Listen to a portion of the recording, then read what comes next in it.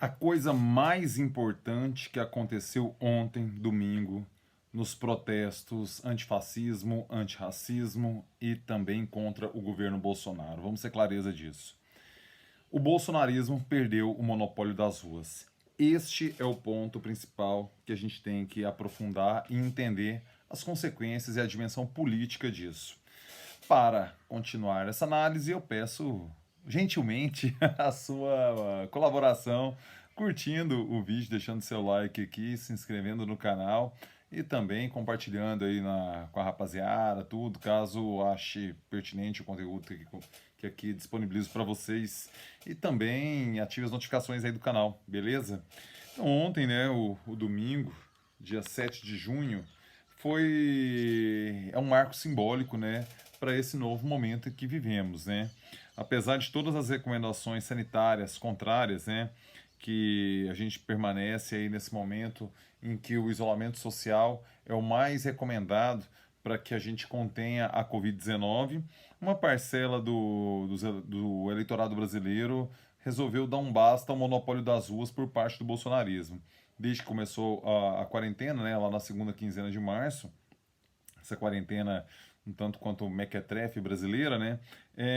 Todos os domingos a gente via protestos do pessoal bolsonarista e muitos de essência golpista ali, né? Pedindo fechamento de instituições como o Supremo Tribunal Federal, como o Congresso Nacional e com muita frequência recebendo também o próprio Jair Bolsonaro ali, ele ali se confraternizando, né, com os manifestantes de Brasília. Ontem isso aí mudou. Na semana passada a gente já teve aquele posicionamento por parte das torcidas organizadas, né, lá em São Paulo e no Rio de Janeiro. Tivemos alguns atos também em Belo Horizonte, em Porto Alegre, mas negavelmente o maior ato, mais simbólico de todos, foi aquele de São Paulo. E aí aquilo teve consequências, né? Durante a semana tivemos atos em Curitiba e ontem, no domingo, dia 7 de junho, teve essa repercussão nacional daquilo que havia sido agendado após aquela manifestação inicial no domingo passado lá na cidade de São Paulo. O principal de ontem que a gente tem que observar é que antes o domingo era um dia exclusivamente bolsonarista, agora não é mais. E isso quer dizer algumas coisas, né? Porque mostra que não existe somente uma visão política que topa o risco do coronavírus para ir para o asfalto. Então isso aí ele diz para as forças políticas de que o bolsonarismo não é a única força disposta a lutar pelos seus ideais.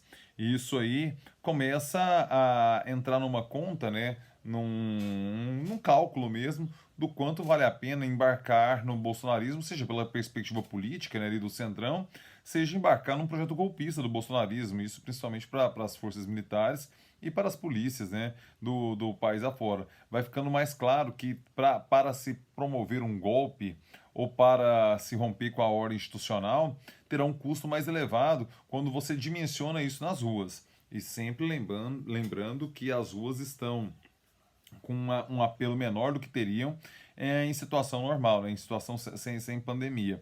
Então isso aí tem que ser pensado para que a gente não cometa o equívoco de achar que é somente aquelas pessoas, aqueles grupos que foram significativos, né? Mas aquilo é muito aquém, o que identificado ontem nas ruas é muito aquém do que a gente veria numa situação normal. E precisamos ser justos que também do lado do campo bolsonarismo é provável que mais pessoas topassem ir à rua, né? Na defesa também do governo. Mas é importante lembrar que faz parte do discurso bolsonarista a tentativa de negar a Covid-19. Então isso aí tem que ser considerado, tem que ser levado em conta, tem que ser colocado ali entre os elementos avaliados, porque quem topa o risco, aparentemente, pelo menos no discurso, é maior. As pessoas topam mais o risco do lado do campo bolsonarista do que no campo de oposição. Então isso tem que ser levado em conta. E aí tem alguns dados, né, para a gente observar o enfraquecimento do bolsonarismo. O primeiro é o recuo em relação à vergonhosa tentativa de ocultação dos dados de mortos da Covid-19. Né?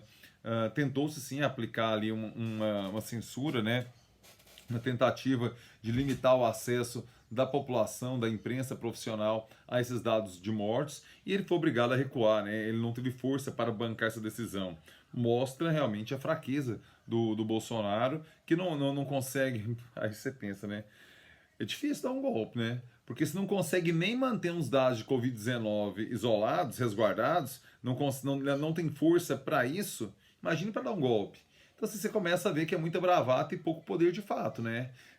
Quem não consegue sequer esconder os dados em relação aos mortos de Covid-19, ambicionar um golpe me aparenta uma distância muito grande pro calibre e pra força que ele tem, né?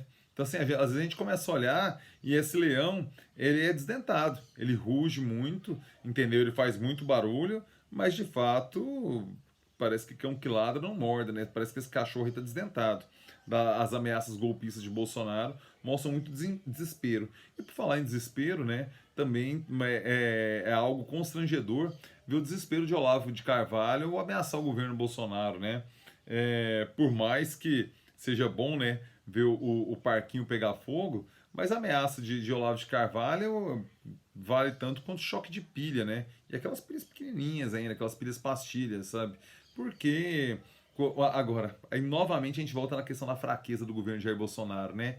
Se não consegue aguentar uma pressãozinha de alguém irrelevante como Olavo de Carvalho, ok, ele tem a sua trupe ali, os seus seguidores, ele tem alguma influência digital, mas não tem poder nenhum, não tem dinheiro para pagar o que ele deve à justiça, né, as condenações que tem, tendo que organizar vaquinhas de forma absolutamente constrangedora, né, pedindo o dinheiro para tentar salvar alguma coisa do seu patrimônio que ele tem que responder aos crimes contra a honra que pratica, né?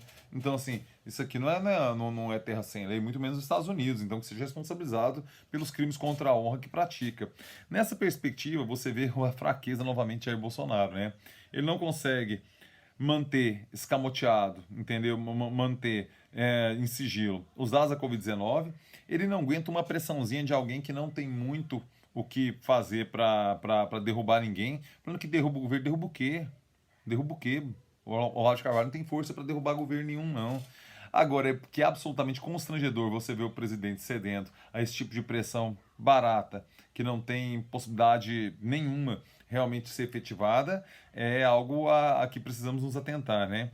E você vê também, né, o Luciano Hang lá, que é uma outra figura realmente patética, né, deplorável, que se submetendo a ser achincalhado pelo Olavo de Carvalho, ter que levantar a vaquinha para ajudar o cara a pagar a conta de processo, custas processuais, pagar as indenizações que a justiça, na minha opinião, corretamente lhe deu, porque de fato ele comete vários crimes contra a honra alheia e tudo mais. É um cenário realmente de muita tristeza, na verdade, de se observar que chegamos a esse nível de degradação institucional, né?